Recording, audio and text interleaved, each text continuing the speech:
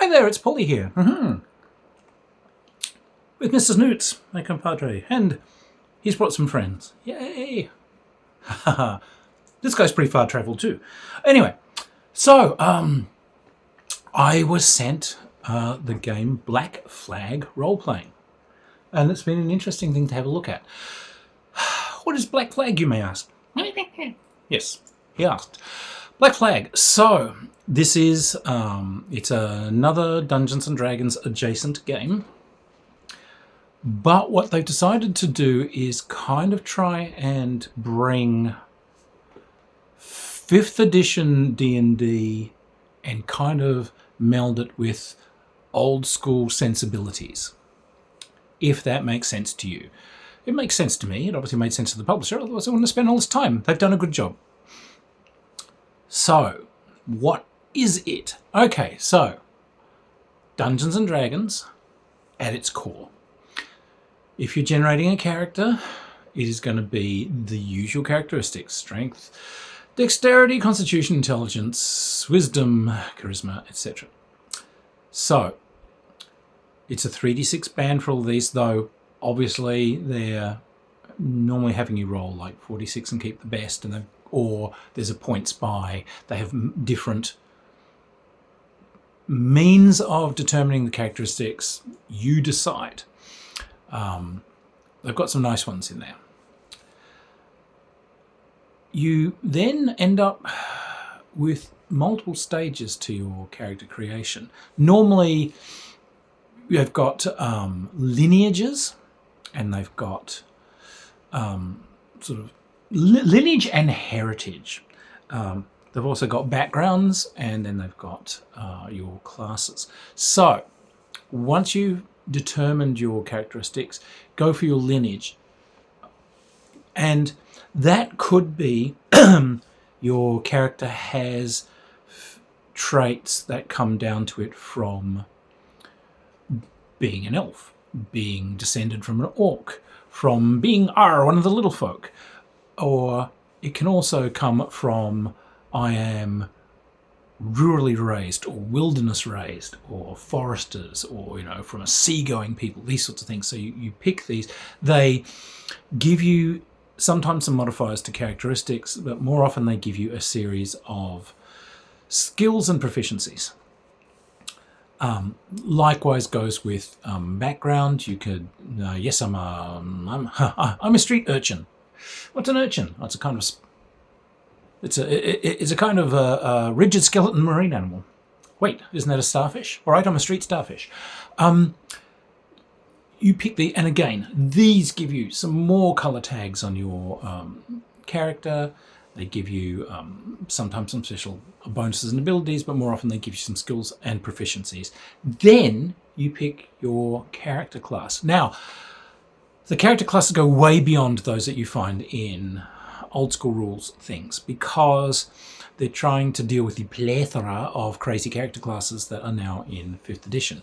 So while the usual suspects are there, fighters and rogues and druids and wizards and so on, they've also had to put in things like sorcerers and warlocks, which are two different spellcasting groups, mechanists, and things like that. So there is a wide array of character classes. But wait, there's more, because within each of these character classes, there are sort of subclasses that you can choose.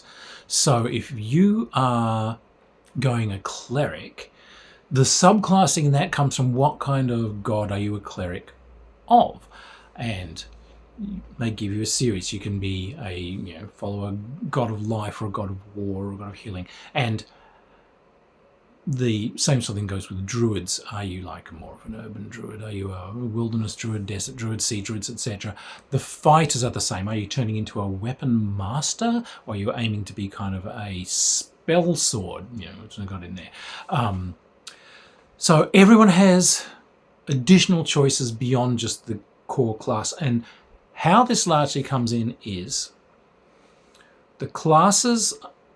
At your first class, you basically got starting hit points equal to the maximum hit dice you would be rolling.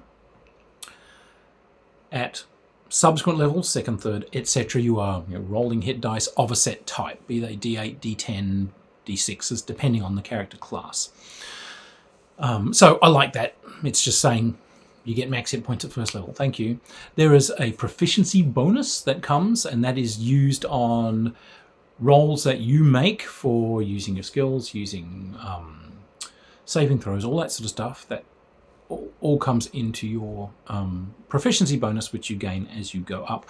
But most importantly is that at each level you will be gaining special abilities. Now, this is actually kind of, in a way, this is the bone that I've got to pick with editions D&D 3 and onwards, because it looks like a great idea. And it's very exciting because at every level you gain something and you can do more amazing things. But the trouble is that I have to say, the umpire has to keep a very careful check on what these powers are that everyone can do, because it can be difficult to challenge players with an adventure when some of them are running characters that are kind of somehow mysteriously genetically evolved to completely and effortlessly deal with certain situations. So keep a tight look at what the characters can do, or it will run away on you and it'll crash your game, I swear. They can also escalate a bit. So the idea is that these characters are not just ordinary Joes, that they start gaining amazing abilities. And that is where this departs from old school rules. Old school rules, you are an ordinary person who through efforts may hope to be a hero. In later editions of D&D, you are a hero, and you do things that are way beyond just sensible, normal mortal abilities, and this escalates as you gain more experience. And that's kind of where we are on this. It's not quite the crazy superhero stuff that I have seen in some D&D 5th edition variants, because they are trying to pull this back for old school sensibilities. But for instance, fighters, you will get more and more sort of amazing damage dealing abilities as you go up. The clerics will get strange abilities to channel and smite and do things as they go up. Each level gets you new abilities, and where those subclasses come in is that those subclasses have their own special abilities that they get. So you'll start off with just kind of like the core class abilities, but at set points as you choose these different subclasses, that ability tree will branch off and you'll have different things. So the plus side in this is that no two characters really are going to be the same, because you've not only rolled your characteristic dice, but you've got that lineage and background and all these sorts of things. So you've got 2 stages before you get to class that will vary the story of your character, and then the character class itself usually has at least 2 subclasses in it to choose from, so that, and these will have even more choices sometimes within their bounds that you can take. So you'll definitely come up with characters that are have a unique feel. It's not like you're just another fighter, you're just another wizard, which can be a bit dreary in some of the earlier D&D things. All right, what do? I'm a fighter. I got a longsword and a shield, and I guess I roll d20s and hope for high, because that's all I do. No, in this you've actually got, my guy's a great archer. He's got aim and he's great at spotting things. And, my guy's an amazing brawler. You've got these hooks. My monks and so on, they have their own trails and everything. So everything has choices. So that would be this game's main departure from the very traditional old school. The powers that you gain and the fact that you have so many choices to expand the characters beyond those basic classes. And where this differs from 5th edition is that the very runaway superpowers have all been curtailed. It makes for a less rorty style of play. And what I mean by that is, when I've been with some 5th ed groups recently, if the power players start telling you about their characters, It's like they're talking a foreign language. You're leaning in, and it's like, what's your character? Oh, I'm a paladin of, you know, the Dark Nasal Griffin, but I'm a 3rd level druid of the Eternal Leaping Psychopath. And it's like, all right, give me the rules, because I'm an expert at this. And it's like, you found a couple of rules loopholes that allow you to make a superpowered character, because this thing's power here can double up with this subclass's power here, and it does, you know, it does way more than the designers really thought was possible. And just, you know, so these massive power builds by knowing all of these intricate systems and subsystems and so on. So they're playing the system, not playing the game. So this game, Black Flag, you're not going to be playing the system. You will be playing the game. So bless them for that one. Yeah, so I think that's been a good aim to have. System-wise, it brings in the advantage dice roll from 5th ed. So again, we're not burdened with figuring out pluses and minuses to dice rolls and having to like have charts for, you know, if he's at long range +2, but if it's a Tuesday and you're firing uphill in a swamp, it's another -1. You know, are you an advantage or disadvantage? Are you an advantage? Roll twice and take the best result. Are you at a disadvantage? Roll twice and take the worst result. Very easy to remember.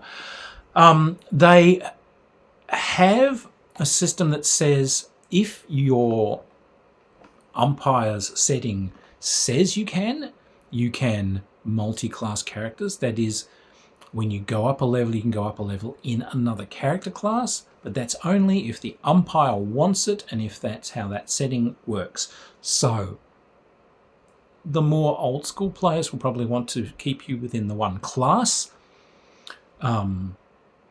The people who are hooked on 5th ed, they seem to be very used to flipping back and forth between classes. Although actually it's optional in 5th ed. It actually does tell you, no, you are the class you are. Some umpires might let you multi-class. It doesn't say that's an inherent part of the game. So again, in this, they've said the baseline is that this is the class you are, and the choices you've got are those subclasses. But if the umpire's setting says so, and that's what they wish, then you can advance as other classes. And they have a ton of rules in there to make it very clear what powers you do and don't gain as you multi-class in levels. How your spells advance, how your powers advance, etc. So that there's no misunderstandings or players trying to, you know, wrinkle the rules and put one over on you. As far as the other aspects of the game goes, you know, the monsters are the usual suspects. The spells are the usual suspects. They're very clear. They've removed a lot of the really game-breaking spells again, you know, just weird ones that...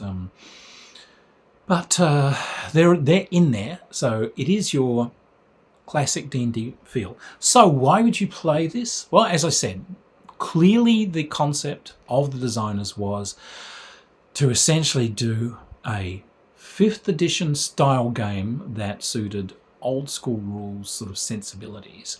Or, inversely, for 5th edition players, give them something that was more old school that they could come into and play. So that's not a bad middle ground to have aimed for, and I think the game's done it well. So if you are an old school player, like if you play original and, you know, advanced D&D, you might enjoy this. It's clear to read. It's not heavy and confusing. Like if you get the 5th edition, you know, you're having to cleave your way through hundreds of pages of books. This is like a volume. It's clear and you understand the game immediately. What you'll get out of it is a game that runs very much like your old school D&D, but the characters have a lot more kind of development tree room. So everyone feels, I think, they have more choices as to their characters' abilities and stories. And the thing you'll have to watch is that the characters will be gaining powers and abilities as they go up. So just keep an eye on it, because now this archer character here has now got aimed shot ability and has now got like rapid fire ability, and then has now got, you know, some ability where if they fire and fire and miss, they can get a bonus on the next shot. You know, you're going to have to keep a track of that, but that's not too much of an ask. Conversely, if you were a 5th edition sort of player and you want to bring old school players into the sort of things that you're more comfortable with running, you'll be completely comfortable running this game because it has the mechanics that you use, and it sort of has the kind of subclass trees that you're used to, but it has a sort of a clarity and simplicity that I think will bring old school players to your table. As a hybrid of the two, I think it works extremely well. Like I said, it doesn't have the sort of mad-ass kind of game-busting special abilities that I've seen appear in 5th edition, but it does give you so many more choices than characters have in particularly early editions of D&D. You might like it, you might not, but it does offer you something different and something well worth thinking about. So very worthwhile getting hold of and taking a look at, I think. Particularly if you've got idiots around you that are like edition bashing. You know, you get the old buggers who are like, I'm not going to play 5th edition. Oh, don't.